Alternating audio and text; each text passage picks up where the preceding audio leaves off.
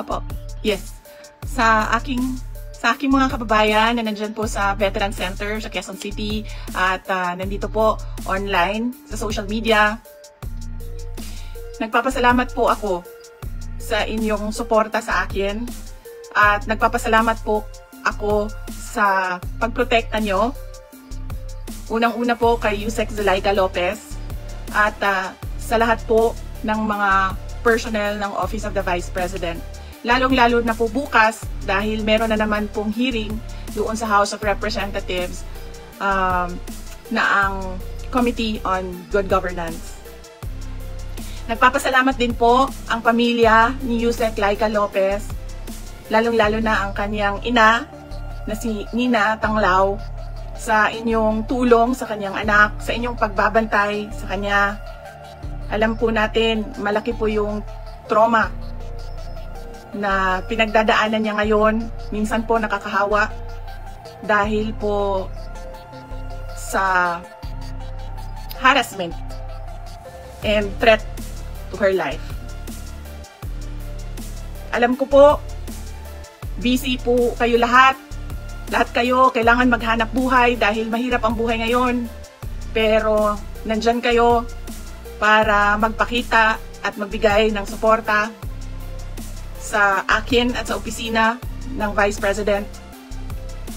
Gusto ko lang ipaalala sa ating mga kababayan na ayaw natin ng kaguluhan.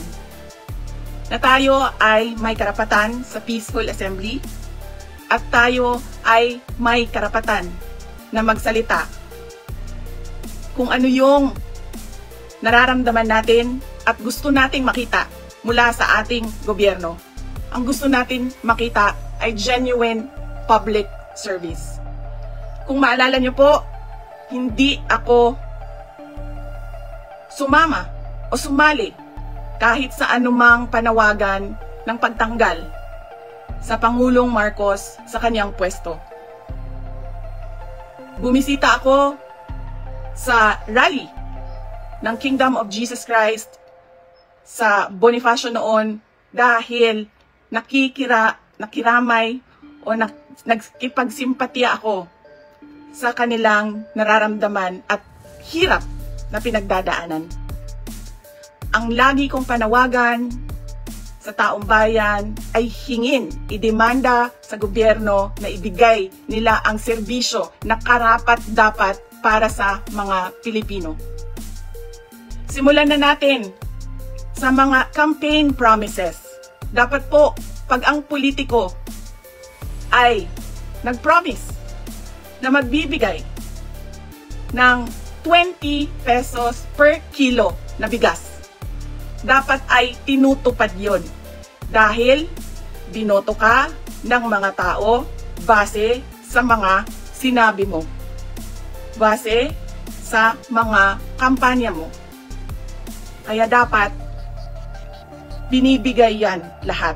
Kung ano man ang sinabi ng isang tao, ng isang politiko, ng isang kandidato sa entablado, dapat nakikita yan ng taong bayan. At higit pa, dapat ang nakikita natin. Hindi tayo dapat naghihirap, hindi tayo dapat pinapahirapan, kundi dapat nagpapakitang gilas ang ating gobyerno na sila ang pinakamagaling pagdating sa hustisya at karapatan ng mga mamamayan at kabutihan, kaunlaran at peace, kalinaw, kapayapaan sa bayan. Ulitin ko, dapat hinihingi natin sa ating pamahalaan ang karapat-dapat para sa isang maunlad at mapayapang lipunan. Mga kababayan, nararamdaman ko kung ano yung matagal nyo nang nararamdaman. Sinubukan ko na magtrabaho ng maayos sa Department of Education dahil yun naman ang aking pangako sa inyo. Ginamit ko ang pangalan ko, Sara Duterte, Inday Sara Duterte. Sabi ko sa inyo, trabaho, edukasyon, mapayapang pamumuhay. Pero, anong nangyari? binastos ang budget ng Department of Education. Hindi ko na kailangan magbigay ng ebidensya. Nakikita nyo sa General Appropriations Act, simula sa NEP, papunta sa GAB, papunta sa BICAM, papunta sa batas. Nakikita natin yon. Dapat hinihingi natin na matino ang mga namumuno sa atin. Sinabi nila, ako daw ay krung-krung. Ako daw ay baliw. Ako daw ay wala sa tamang pag-iisip. Ano bang sabi ko sa inyong lahat? Psychological test, kahit ano yan. Neuropsychiatric test, kahit anong pang-test yan. Gagawin ko yan. Dagdagan ko pa ng drug test. Pero dapat magpa-drug test ang lahat ng mga nagtatrabaho sa Office of the President, sa Office of the Vice President, sa lahat ng opisina ng Senado, sa lahat ng opisina ng House of Representatives, sa lahat ng departamento ng ating bayan, ng ating pamahalaan.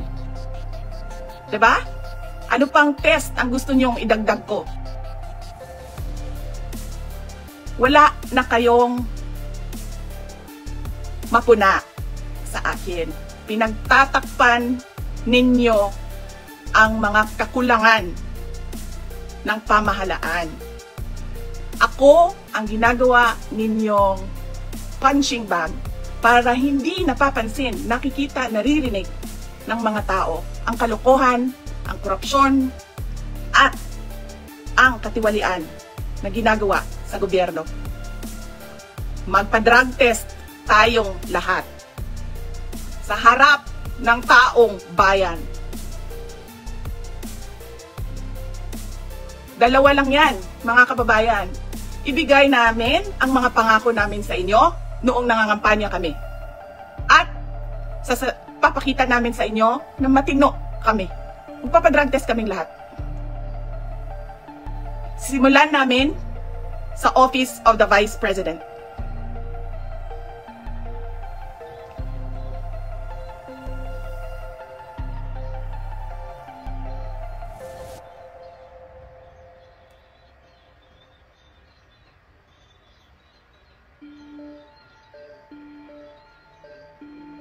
Ayaw nila tayo tigilan dahil hindi tayo sumusunod sa kanila.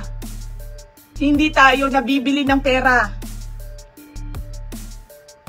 Ano pa ba ang kailangan ng isang taong sanay na sa hirap na wala na siyang ibang alam kundi ang maging mahirap dahil hindi niya nakikita ang hustisya mula sa gobyerno? Mabibili mo pa ba yan? Hindi na. Dahil ang tao sanay sa hirap. At mali yun. Mali yun. Na ang taong bayan ay naghihirap.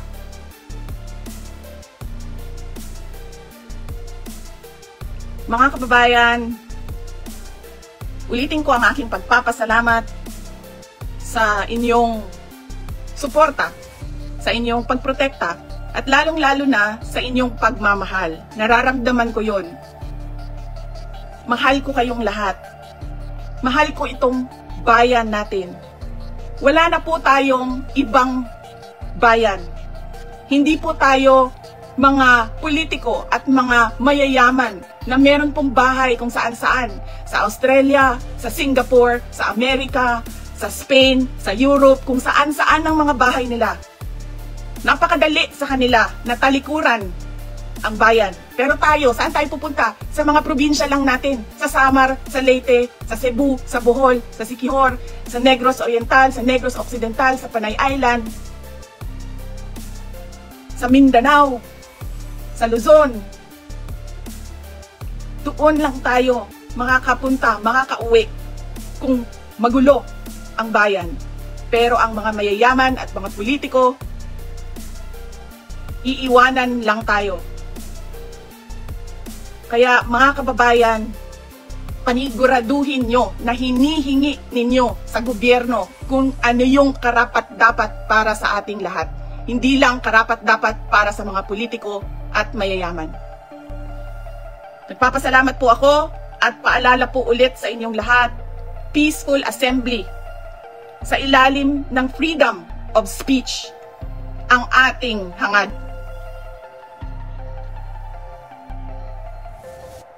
Maraming salamat po. Magandang gabi sa inyong lahat.